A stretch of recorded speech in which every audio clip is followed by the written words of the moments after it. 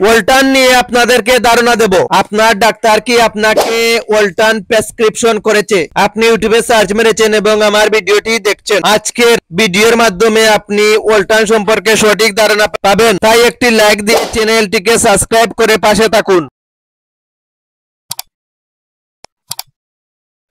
প্রথমে আমাদের জানতে হবে ওয়ালটনের মধ্যে কি উপাদান আছে বা জেনারিক নাম কি। ওয়ালটনের মধ্যে আছে অ্যামলোডিপিন প্লাস অলমেসাটান মিডক্সোমিলের কম্বিনেশন।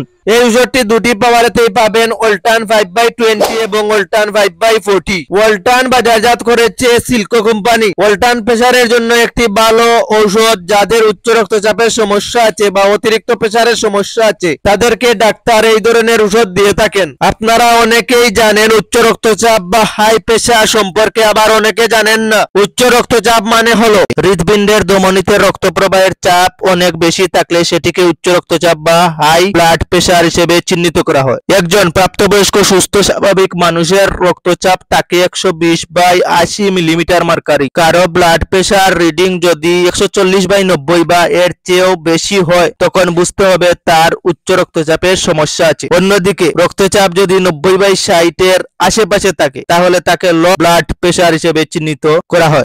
আশা করি রক্তচাপ সম্পর্কে ধারণা পেয়েছেন। এখন প্রশ্ন হলো খাবার নিয়ম কি?